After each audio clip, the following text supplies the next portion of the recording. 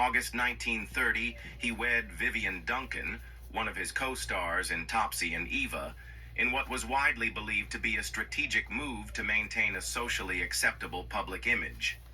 Their marriage produced one child, Evelyn Astor Duncan, but the union itself was short-lived, ending in divorce just 2 years later in 1932.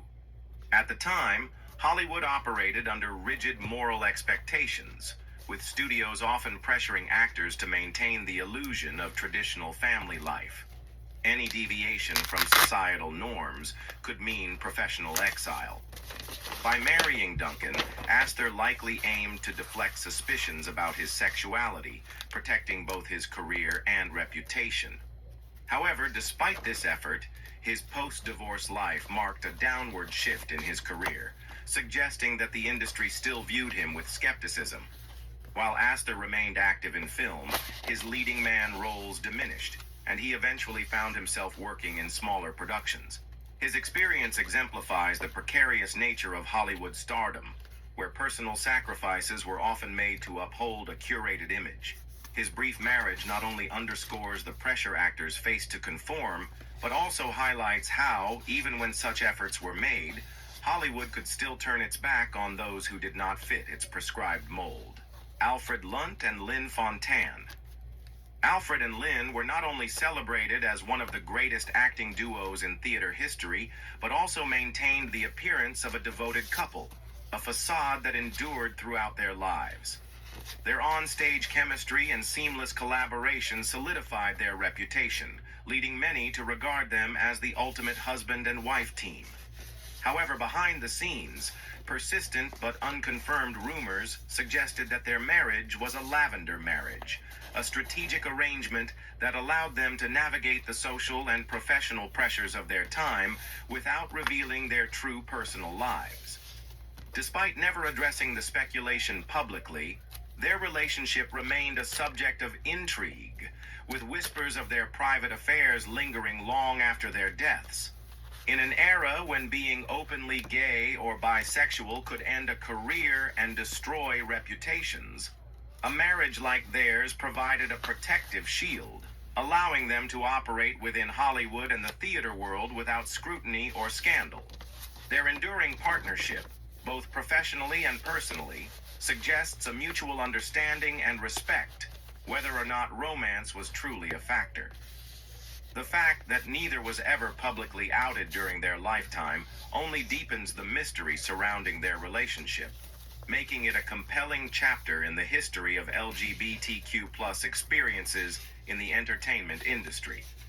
Their marriage, while unconventional, served its purpose, allowing them both to thrive artistically while keeping their private lives protected. Tallulah Bankhead and John Emery.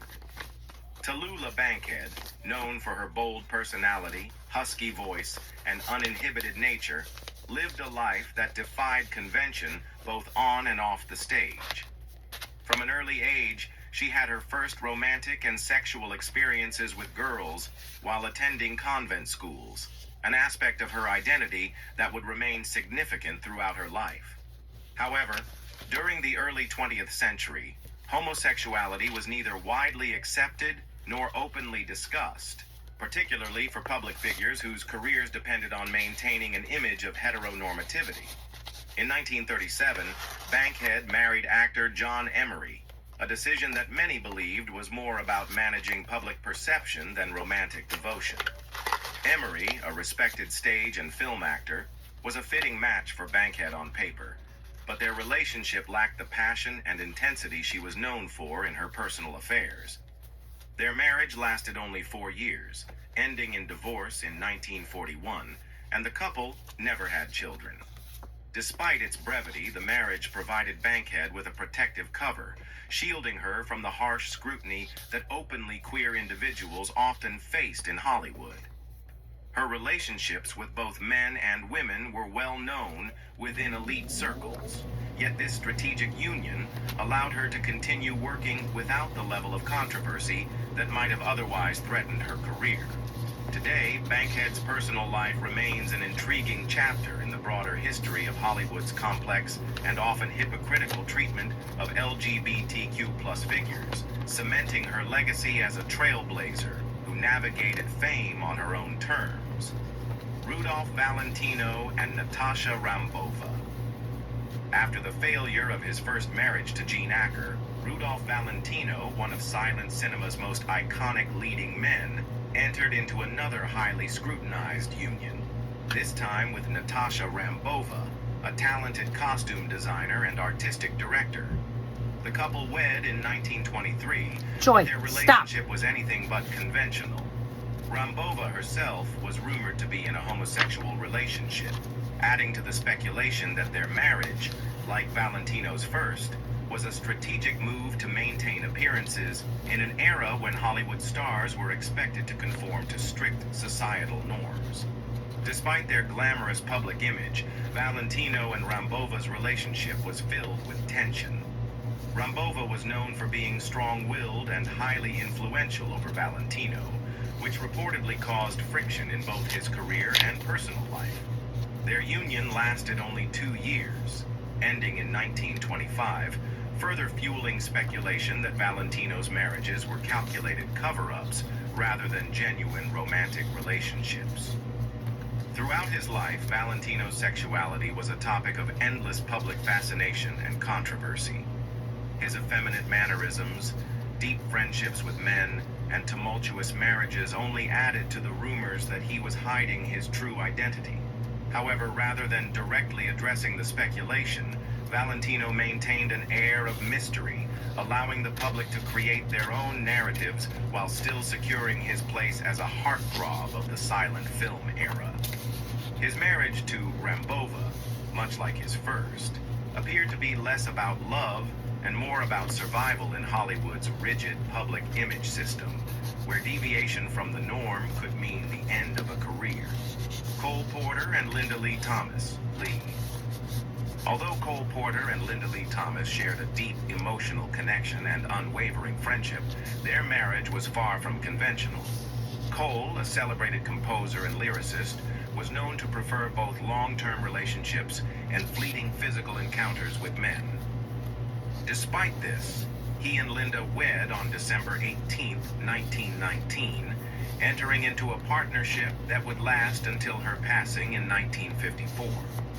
Their marriage was, in many ways, a strategic arrangement, allowing Cole to maintain a facade of heterosexual respectability in an era when being openly gay could end a career and ruin social standing. Linda, a wealthy and well-connected socialite, was fully aware of Cole's orientation, but was drawn to his charisma, talent, and companionship. In turn, Cole admired Linda's elegance, intelligence, and influence. Their relationship was built on mutual respect, loyalty, and a shared understanding of the societal pressures they faced. Despite this outwardly stable marriage, Cole continued to pursue romantic and physical relationships with men, living a double life that was both exhilarating and restrictive. His music, often filled with coded lyrics and subtextual references to love and longing, subtly reflected his true emotions. His witty and sophisticated songwriting masked deeper personal struggles, adding layers of complexity to his legacy. Their union exemplified the delicate balance between personal truth and public perception in an era when homosexuality was taboo.